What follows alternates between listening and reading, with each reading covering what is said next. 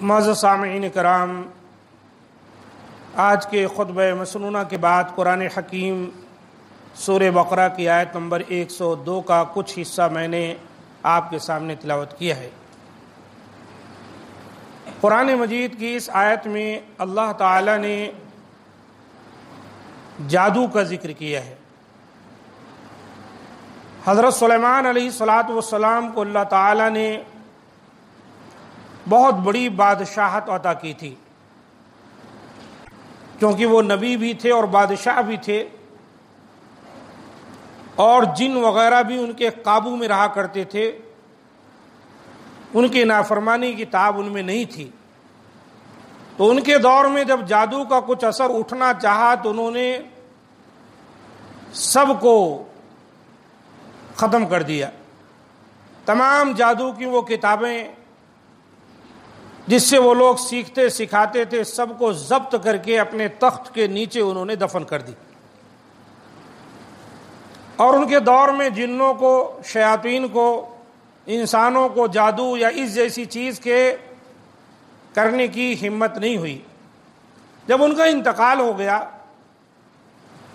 تو شیاطین نے ایک دوسرے کو یہ باتیں بیان کی، اور ان کے اس مقام سے جہاں ان کا تخت تھا یہ تمام پلیتے نکالے گئے، تمام کاغذات، اور یہ اس قسم کے طلسمی چیزیں، اور پھر یہ معروف کر دیا گیا کہ حضرت سلیمان علیہ السلام نعوذ باللہ جو ایک نبی تھے، اس کے باوجود یہ اعلان کیا گیا کہ ان کی حکومت جادو پر چلتی تھی، اس لیے کہ ان کا تخت جو تھا اس کے نیچے جادو کے بہت سارے کاغذات مدفون تھے۔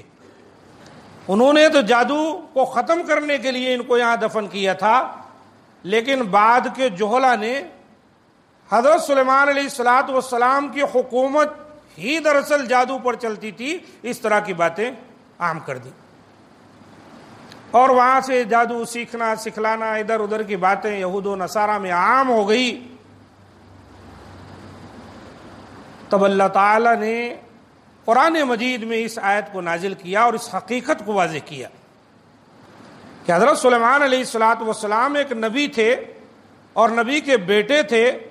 اللہ نے آپ کو بادشاہت دی تھی، ایسی بادشاہت کہ روئے زمین پر دوبارہ اور کسی کو ویسی بادشاہت ملنے والی نہیں ہے۔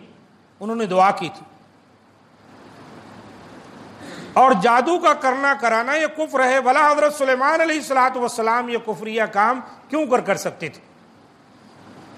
اللہ تعالیٰ نے فرمایا وَاتَّبَعُوا مَا تَتْلُو الشَّيَاطِينُ عَلَى مُلْكِ سُلَيْمَانَ۔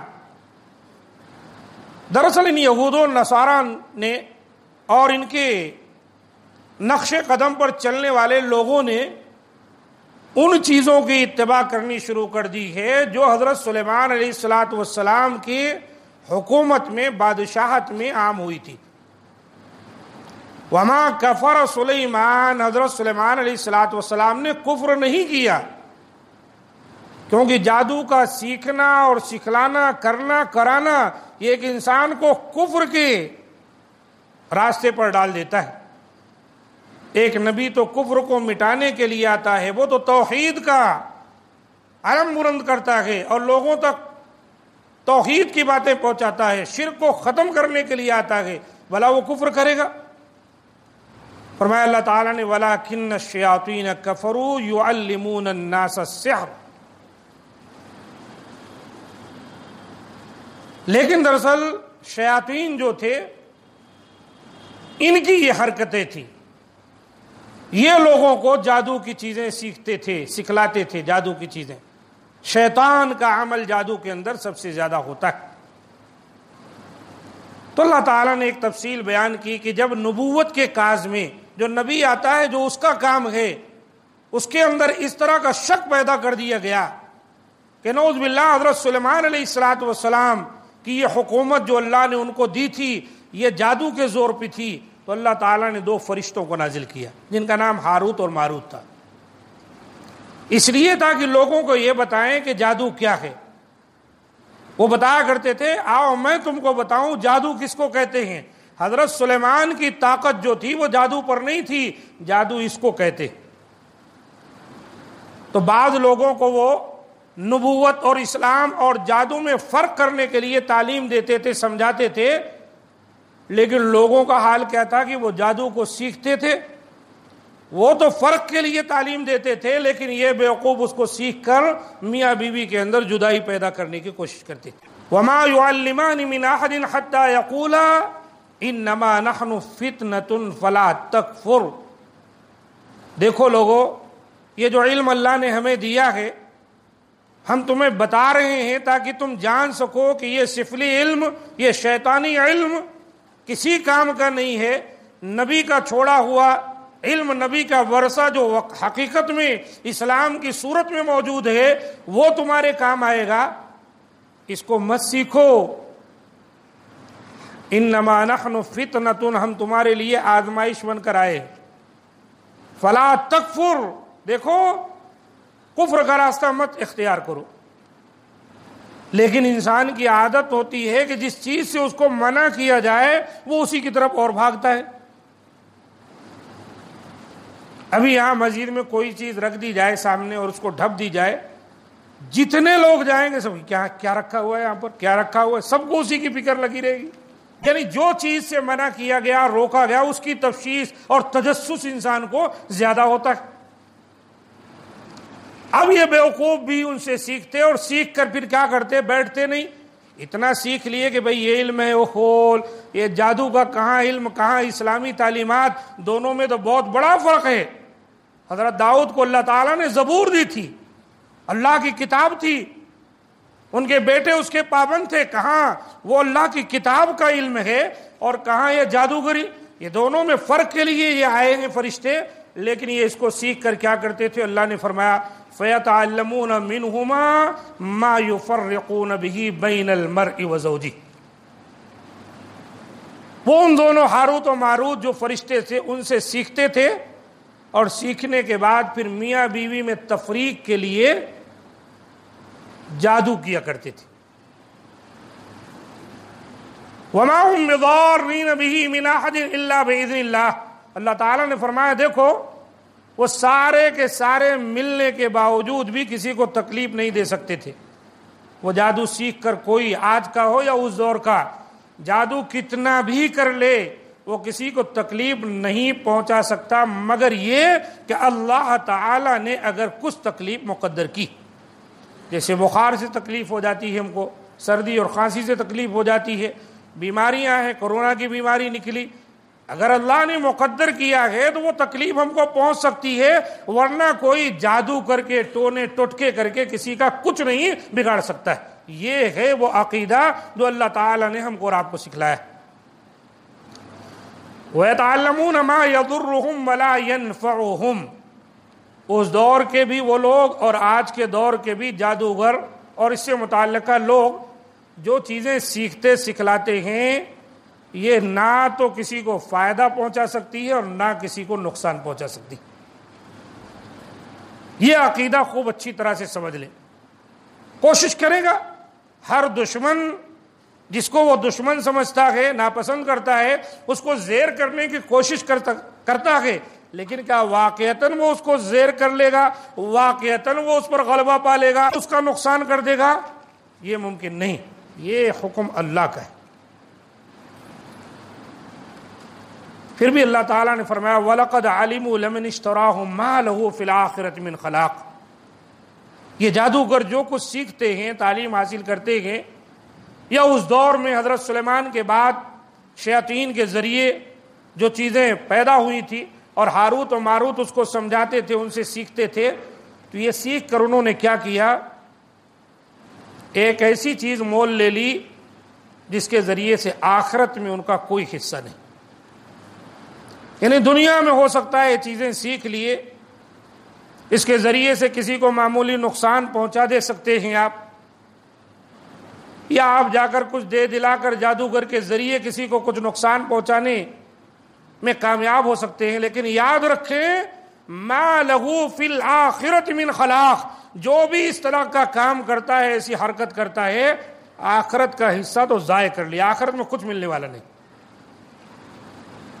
اللہ تعالیٰ نے آخر میں فرمایا وَلَبِئْسَ مَا شَرَوْا بِهِ أَنفُسَهُمْ، اپنی جانوں کے لیے، اپنے آپ کے لیے انہوں نے جو کچھ بھی خریدا ہے، یہ جادو کی شکل میں مول لیا ہے، یہ بہت برا ہے. چاہے اس دور کے چاہے آج کے دور کے، جو بھی جادو ٹونے ٹٹکے الیتے پلیتے کے چکر میں جا کر اپنا فائدہ یا کسی کا نقصان چاہتے ہیں نا، یہ محض جو ہے ایک ایسا سودا کرتے ہیں جو بہت برا سودا ہے اور آخرت میں کام آنے والا نہیں ہے. دنیا آخرت دونوں تباہ ہو جائے گی. اللہ کے رسول کی ایک حدیث ہے کہ 7 ہلاک کرنے والی چیزوں سے تم بچو. اس میں آپ نے فرمایا جادو بھی گویا انسان کو ہلاک اور برباد کر دیتا ہے. جو بھی اس چکر میں پڑتے ہیں، جادو سیکھتے ہیں یا سکھلاتے ہیں یا کرتے اور کرواتے ہیں، یہ تباہ ہو جاتے ہیں، تباہ اور برباد ہو جاتے ہیں. ان کو کسی بھی طرح کا کوئی فائدہ حاصل نہیں ہوتا. اللہ تعالیٰ نے فرمایا لو کانوا یعلمون، اے کاش کہ لوگوں کو اتنی سمجھ ہوتی، وہ ان باتوں کو سمجھتے کہ دیکھو جادو کیا ہے اور اللہ تعالیٰ کی دی ہوئی تعلیم کیا ہے، ان دونوں میں فرق کرتے، اللہ اور رسول کے تعلیمات پر عمل کرتے، نہ کہ شیاطین اور جنات اور جادوگروں کے چکر میں پڑتے اور اس طرح اپنی آخرت تباہ کرتے، اپنی دنیا تباہ کرتے. لو کانوا یعلمون، کاش کہ لوگ ان باتوں کو سمجھ جائیں. تو یہ قرآن مجید کی وہ آیت ہے جو جادو کے کفر ہونے پر بھی دلیل ہے، اور جادو شیاطین کے ذریعے کیا جاتا ہے اس پر بھی دلیل ہے، اور جادو کبھی نیک لوگ اور انبیاء کی تعلیم اور ان کے مشن کا حصہ نہیں، اور یہ کہ جادوگر ہزاروں کوشش کر لے وہ کسی کو نقصان دینے میں کامیاب نہیں ہو سکتا الا یہ کہ اللہ تعالیٰ نے کوئی چیز مقدر کی، اور یہ اس سے کوئی فائدہ نقصان کا تعلق نہیں، اوپر سے اپنی آخرت بھی تباہ کر لینے کے مترادف ہے. اور یہ بہت برا سودا ہے. اگر ہم سمجھ رکھیں، عقل رکھیں، جان جائیں تو اس میں نقصان ہی نقصان ہے. اب آئیے دیکھتے ہیں جادو کیا ہے. اتنا جاننا ہمارے لیے اور آپ کے لیے ضروری ہے کہ جادو کی تاثیر کیا، اس کی کوئی حقیقت ہے. کچھ لوگ معاشرے میں ایسے ہیں جو جہالت میں کہتے ہیں جادو بیکار میں، جادو کچھ ہے ہی نہیں. تو میرے دوستو، جادو تو ہے. جادو کی اصلیت جادو ہے اور قرآن اور سنت سے ثابت ہے، اور جادو کا اثر ہوتا ہے.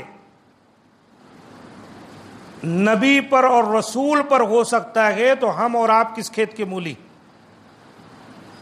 قرآن پڑھیں گے تو جا بجا قرآن میں حضرت موسیٰ علیہ الصلوۃ والسلام کا ذکر ملے گا فرعون سے ایک مقابلے میں. اور جو جادوگر اس طرف سے آئے ہوئے تھے، انہوں نے جب اپنا ابک تبک نکال کر ادھر ادھر کیا تو حضرت موسیٰ علیہ الصلوۃ والسلام کو بھی محسوس ہوا کہ ان کی رسیاں سانپ بن کر دوڑنے لگ گئیں. تھوڑی دیر کے لیے وہ بھی پریشان ہو گئے، لیکن اللہ نے جو حقیقی چیز ان کو دی تھی، ایک ہاتھ میں لاٹھی تھی، یہ چھوڑ دیے تو سب پورے کو نگل گیا ہو. کیوں؟ جادو میں اور اصلیت میں یہی فرق ہے.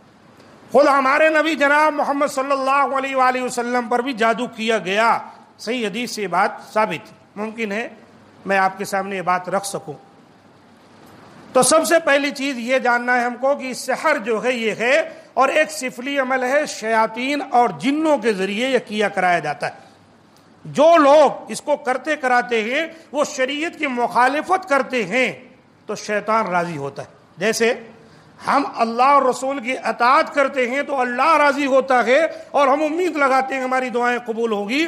تو اس قسم کے جو شیطانی لوگ ہوتے ہیں وہ اللہ رسول کی مخالفت کر کے شیطان کو راضی کرتے ہیں تاکہ شیطان کو جس ڈیوٹی پر لگانا چاہیں وہ ان کا کام انجام دیں. ایسے ایسے کام کرتے ہیں بھیانک قسم کے کہ وہ لوگ گندگی سے قرآن مجید کو لکھتے ہیں. پورا قرآن ہی نعوذ باللہ اپنے پاؤں میں لپیٹ کر حمام میں جاتے ہیں.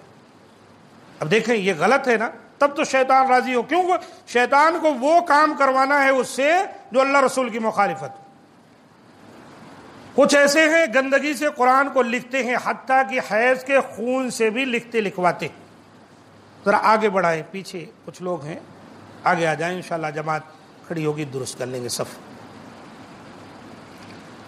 اس میں جو ہے بعض ایسے ہوتے ہیں جو سورہ فاتحہ کو الٹا لکھتے ہیں، الٹا پڑھتے بھی ہیں، کچھ لوگ بڑے تعجب سے کہتے ہیں ارے آپ کیا ہیں فلاں قرآن مجید الٹا پڑھتے ہیں اور یہ سمجھتے ہیں کہ وہ بہت پکا حافظ ہے، بڑا پکا نرالا حافظ ہے، قرآن کو الٹا پڑھتا ہے۔ یہ سب شیطانی عمل ہے میرے بھائی، یہ سب کیا ہے؟ شیطانی عمل ہے۔ اور یہ بغیر وضو کے نماز پڑھتے ہیں۔ نماز کیا پڑھتے ہیں؟ اللہ کے سامنے کھڑے ہونے کے لیے شرط کیا ہے؟ وضو کی، وضو نہیں، ویسے ہی کھڑے ہو جائے۔ اور کچھ جو ہے ہمیشہ حالت جنابت میں رہتے، غسل کرتے ہی نہیں۔ کچھ جادوگروں کو شیطان کے لیے جانور ذبح کرنا پڑتا ہے اور پھر شیطان جہاں کہے لے جا کر اس کو پھینکنا ہے۔ ایسا کبوتر ہونا، ایسا بکرا ہونا، رات کو اتنے بجے فلاں قبرستان میں لے جا کے پھینک کے آؤ، اور لوگ کرتے بھی ہیں ایسا۔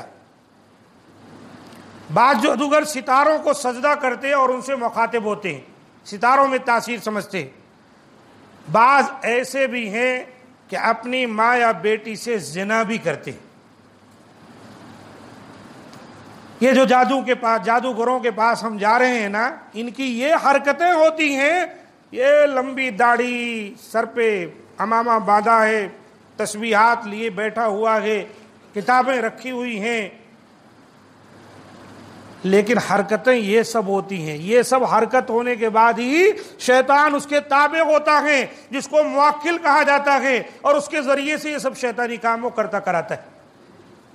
اور جو لوگ ان کے پاس جاتے ہیں وہ چاہتا ہے جادوگر کہ یہ لوگ بھی ایسی ہی الٹی سیدھی حرکتیں کریں۔ اور کچھ جادوگر ایسے ہوتے ہیں کہ عربی زبان کے علاوہ دوسری زبان میں یا کچھ جو ہے عکس نمبرات وغیرہ ڈال کر وہ جو ہیں لوگوں کو دھوکہ دیتے۔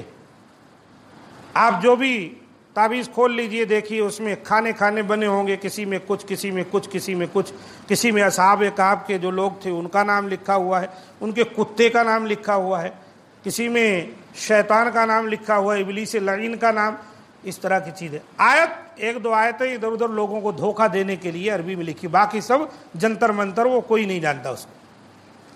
یہ تمام چیزیں یہ لوگ کر کے لوگوں کو دھوکہ، جب اس طرح کا کام کرتے ہیں تب شیطان جو ہے راضی ہوتا ہے، اور جب وہ بھیجتا ہے تو شیطان وہاں جا کر اس کو پریشان کرتا ہے۔ اور جادو کی تاثیر ہے، جادو کے ذریعے ایک شخص بیمار ہو سکتا ہے، جادو کے ذریعے قتل بھی ہو سکتا ہے، جادو کے ذریعے اور میاں بیوی میں جدائی ہو سکتی ہے، جادو کے ذریعے شراکت بھائیوں کے اندر یا کاروبار کے اندر جو ہے جدائی ڈالی جا سکتی ہے۔ یہ ہے اس کی حقیقت، اور اس کے آثار جب نمایاں ہو تو اس کا علاج معالجہ بھی کیا جا سکتا ہے۔ تو میرے دوستو، جادو کا انکار نہیں، ہاں جادو ہے، جادو کرانے سے اسلام نے منع کیا گیا، لیکن جادو ہے، جادو کا انکار نہیں کریں گے۔ وہ کام جو کیا کرایا جاتا ہے اس سے ہماری شریعت ہم کو منع کرتی۔ جیسے دنیا میں بہت سی چیزیں ہیں جن کو اللہ اور اس کے رسول نے ناپسند کیا ہے، لیکن آپ یہ بتائیے ان کا خالق کون ہے، ان کا مالک کون ہے، کس نے اس کو پیدا کیا ہے؟ وہ بری چیز بھی کس نے پیدا کیا ہے؟ پیدا کرنے والا اللہ تعالیٰ ہی ہے، لیکن اللہ تعالیٰ نے ان چیزوں سے روکا ہے۔ خالق اور مالک اللہ ہے، لیکن اللہ نے ان چیزوں سے روکا ہے۔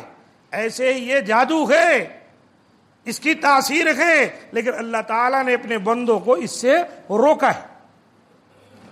ہر چیز میں جس میں آپ کو تاثیر نظر آ جائے آپ اس کو خدا نہیں بنا لیں گے، آپ اس کو اپنا مالک اور مختار نہیں سمجھ لیں گے، آپ اس کی پوجا پاٹ کرنا نہیں شروع کر دیں گے۔ یہی تو ہماری آزمائش ہے۔